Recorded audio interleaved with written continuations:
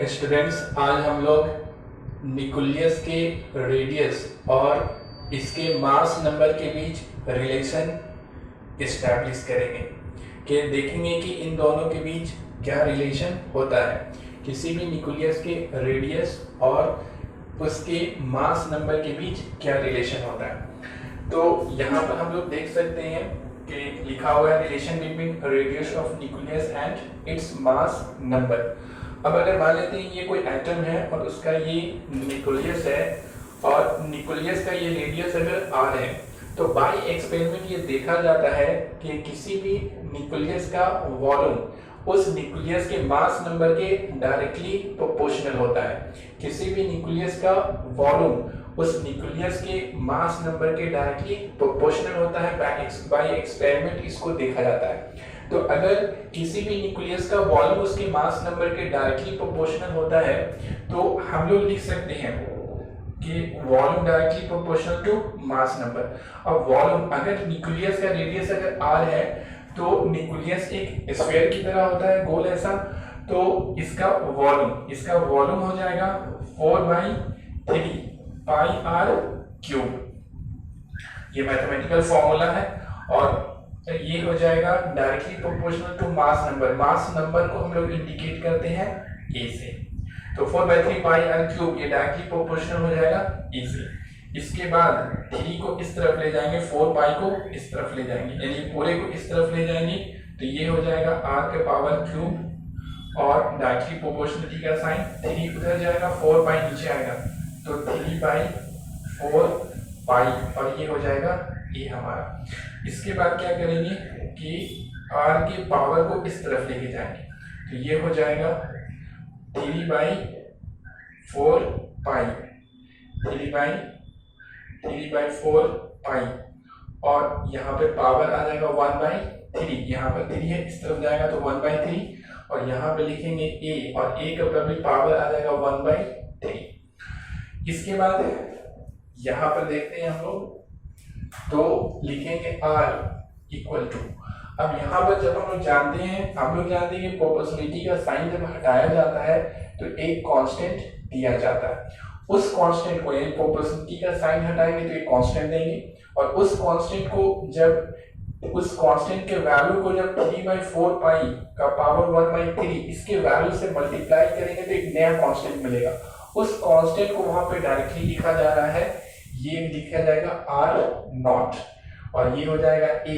यहाँ पर बचेगा सिर्फ a और a का पावर हो जाएगा 1/3।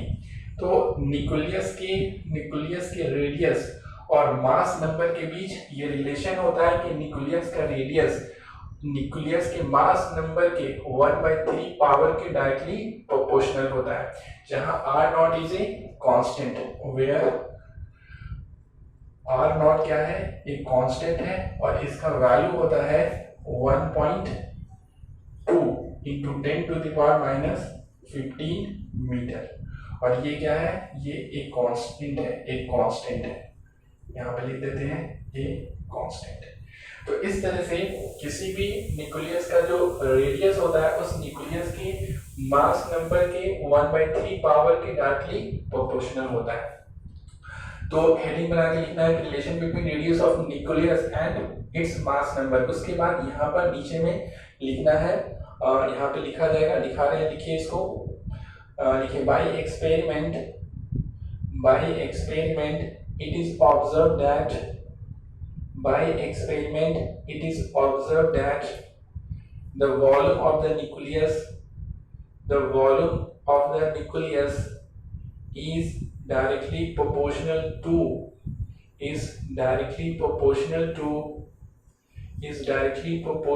the mass number of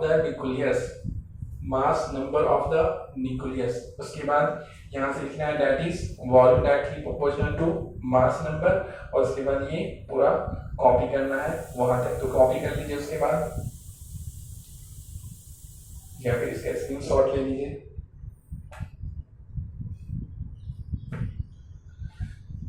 ठीक है, इसका आगे देखेंगे हम लोग।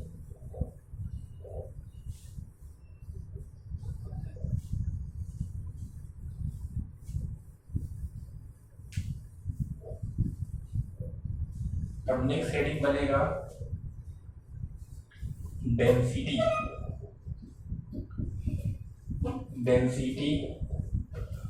Of the nucleus. Density of the nucleus. अब न्यूक्लियस का हम लोगों को डेंसिटी देखना है, या फिर इसी को दूसरे वर्ड में लिखा जाता है, किसी किसी भी बुक में लिखा रहेगा न्यूक्लियर डेंसिटी। न्यूक्लियर डेंसिटी दोनों एक ही बात है।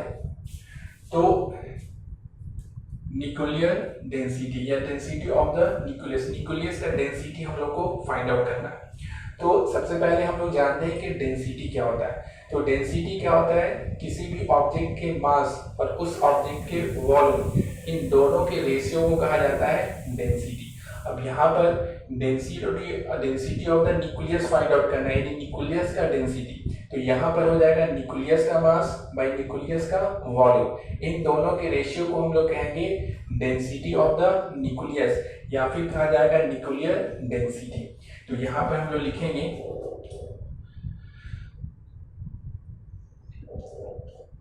दैट इज न्यूक्लियर डेंसिटी या न्यूक्लियर डेंसिटी। तो ये क्या हो जाएगा, ये हो जाएगा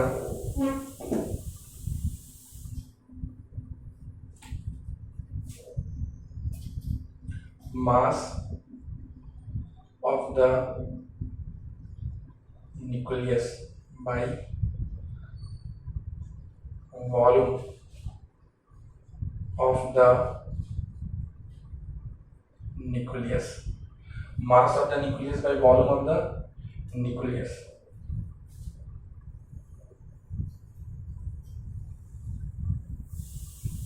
मास of the nucleus by volume of the nucleus. अब देखिए मास निकालना है हम लोगों को, तो मास निकालने के लिए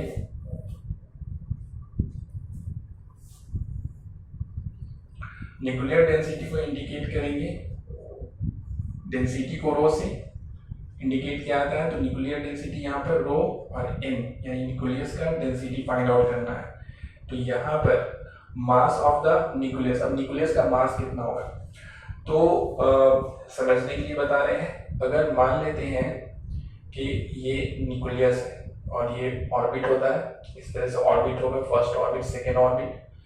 अगर न्यूक्लियस में एक प्रोटॉन है और एक न्यूट्रॉन है, इस न्यूक्लियस का मास कितना होगा, तो इस न्यूक्लियस का मास हो जाएगा मास of the proton plus mass of the neutron. ठीक है, तो ये न्यूक्लियस का मास निकल जाएगा, एक प्रोटॉन अगर एक न्यूट्रॉन में मान के चलते हैं। तो यहाँ पर मास ऑफ द प्रोटॉन, तो हम लोग क्या जानते हैं कि प्रोटॉन का मास होता है 1.67 into 10 to the power minus 27। ठीक है, एक प्रोटॉन का मास होता है 2 पॉइंट में ले रहे हैं, यानी दो पॉइंट के बाद 2 डिजिट ले रहे हैं, और फिर लिखेंगे प्लस। अब लिखेंगे हम लोग मास ऑफ द न्यूट्रॉन, तो 2 डिजिट मिलेंगे, तो न्यूट्रॉन का भी मास हो जाएगा 1.67 into 10 to the power minus 27। ठीक है, बाई मास निकल गया, इसका वॉल्यूम अब लिखना है। हाँ, अब देखते हैं कि अगर हम लोग जनरल अगर मान लेते हैं एक प्रोटॉन और एक न्यूट्रॉन ले लिए, तो एक पार्टिकुलर कोई आइटम का हो गया डेंसिटी। अगर जनरल कोई आइटम लेके चल रहे हैं तो जरूरी नहीं है कि आइटम में एक प्रोटॉन और एक न्यूट्रॉन होगा। अगर मान लेते हैं कि 2 प्रोटॉन है और 2 न्यूट्रॉन है, तो अब अगर इसका मास निकालना चाहेंगे, तो इस प्रोटॉन का मास, इस प्रोटॉन का मास, इसका न्यूट्रॉन का मास, इस न्यूट्रॉन का मास। अब इसके लिए क्या करेंगे कि एक प्रोटॉन का मास यहाँ लिखा हुआ है, इसमें क्या कर देंगे 2 से मल्टीप्लाई कर देंगे। यहाँ पर भी क्या करेंगे 2 से मल्टीप्लाई करेंगे, यानी कि 2 प्रोटॉन का मास 2 न्यूट्रॉन का मास, तो टोटल न्यूक्लियस का मास निकल जाएगा। अगर मान लेते हैं 3 प्रोटॉन है और 3 न्यूट्रॉन है, तो यहाँ पे क्या करेंगे 3 से मल्टीप्लाई करेंगे, यहाँ पे भी किससे मल्टीप्लाई करेंगे 3 से मल्टीप्लाई कर देंगे। अब अगर मान लेते हैं कि n नंबर ऑफ प्रोटॉन है, कोई जरूरी नहीं है 3 ही रहेगा, n नंबर ऑफ प्रोटॉन है, 4 5 6 7 कुछ भी हो सकता है, तो n नंबर ऑफ प्रोटॉन है, यानी कि कुछ भी नंबर, यानी कि प्रोटॉन का कुछ भी नंबर है, तो प्रोटॉन के नंबर्स को यहाँ पे मान लेंगे p। नंबर ऑफ प्रोटॉन्स को हम लोग किससे इंडिकेट करते हैं, p से। अब अगर मान लेते हैं 2 प्रोटॉन है तो 2 लिखेंगे, अगर मान लेते हैं 3 प्रोटॉन है तो 3 लिखेंगे, और नंबर ऑफ न्यूट्रॉन्स को लिखेंगे यहाँ पर n। तो p यानी नंबर ऑफ प्रोटॉन्स किसी भी न्यूक्लियस में और n नंबर ऑफ न्यूट्रॉन्स, और इसको जब इस वैल्यू से डिवाइड करेंगे यानी एक प्रोटॉन के मास से और एक न्यूट्रॉन के मास से, तो टोटल मास उस न्यूक्लियस का निकल जाएगा। अब हम लोग वॉल्यूम लिखते हैं, तो वॉल्यूम लिखने के लिए लिखेंगे 4/3 और बाई r और क्यूब। अगर मान लेते हैं न्यूक्लियस का रेडियस अगर r है, न्यूक्लियस का अगर रेडियस r है तो उसका वॉल्यूम हो जाएगा 4/3 बाई r क्यूब। इतना समझ में आया होगा। इसके बाद आगे लिखेंगे रो n इक्वल टू, अब यहाँ पे आप देख सकते हैं कि ये कॉमन है और ये भी कॉमन है, इन दोनों को बाहर निकाल लेंगे। तो यहाँ पर हो जाएगा 1.67 into 10 to the power -20 10 to the power -27, और यहाँ पे हो जाएगा p प्लस n, और बाई p प्लस n हो जाएगा, p यहाँ से और n यहाँ से हो जाएगा। उसके बाद नीचे में लिख सकते हैं हम लोग 4/3 और ये हो जाएगा पाई आर क्यूब हो जाएगा। अब देखिए हम लोग क्या जानते हैं कि ए बराबर यानी एटॉमिक ये मास नंबर इक्वल टू होता है p plus n, number of proton plus number of neutron, इससे पहले वाली क्लास में पढ़े थे। और हम लोग ये भी जानते हैं कि r बराबर यानी कि किसी भी न्यूक्लियस का जो रेडियस होता है वो r0 और a का पावर 1/3 यानी मास नंबर से इस तरह से रिलेशन में होता है। तो यहाँ से हम लोग p प्लस n के जगह पे a लिख सकते हैं और r के जगह पे लिख सकते हैं r0 a का power 1/3।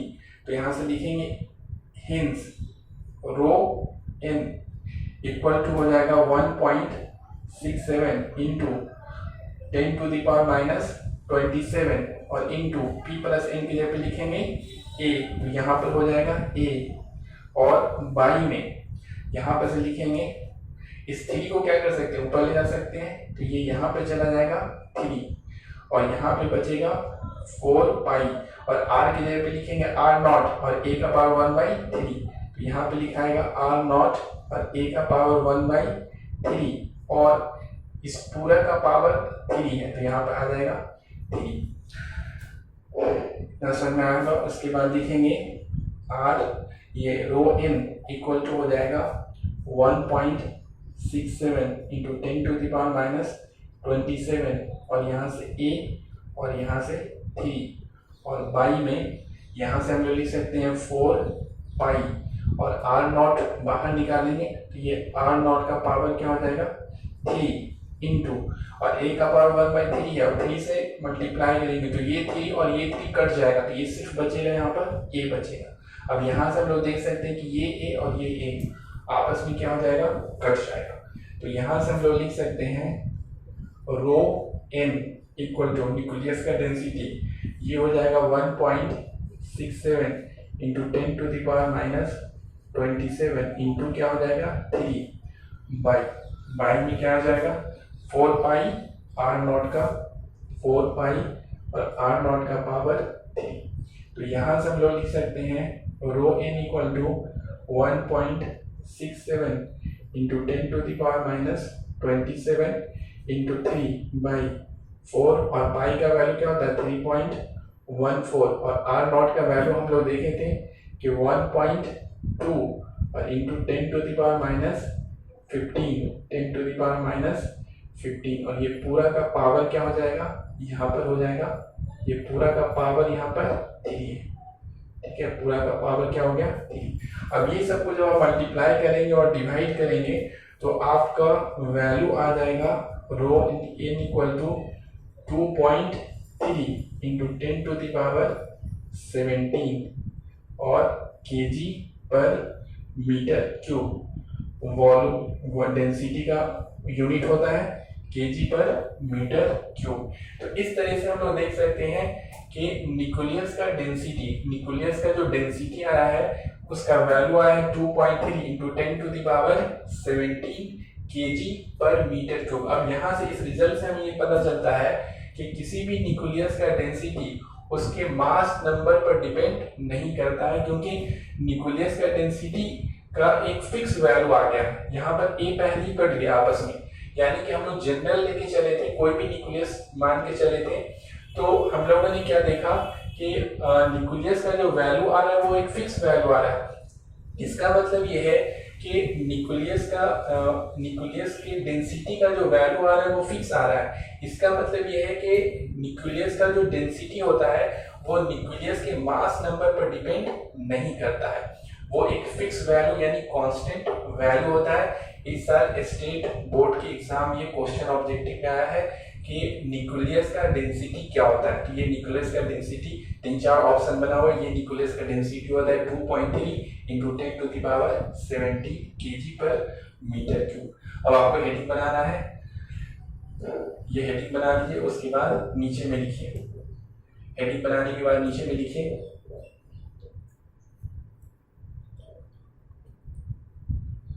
the ratio of mass of the nucleus, the ratio of mass of the nucleus and volume of the nucleus is called nuclear density,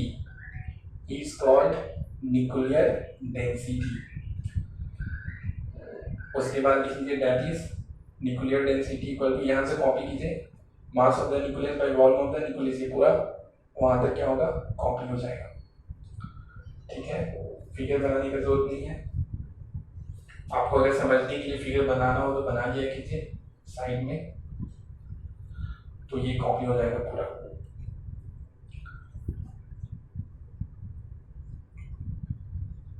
ठीक है, अब इसके बाद जो इसका स्क्रीनशॉट लेकर के इसको कॉपी कर लीजिए। उसके बाद आगे लिखिए, यहाँ पे से नोट में लिखा है, यहाँ पे नोट में लिखिए, नोट में लिखिए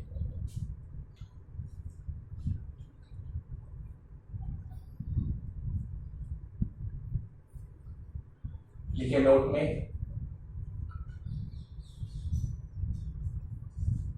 from the above result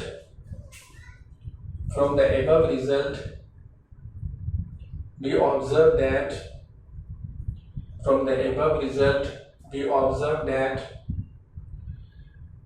the density of the nucleus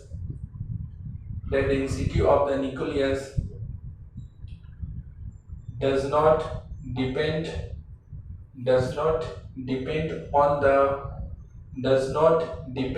on its mass number,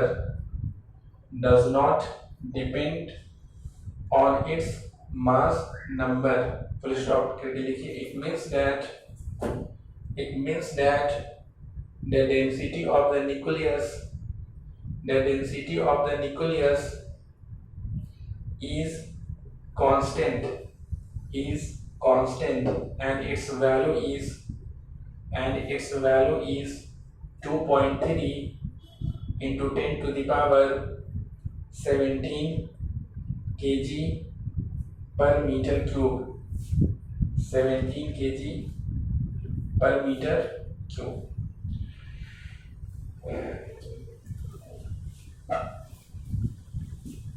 इसके बाद हम लोग नेक्स्ट लिखिए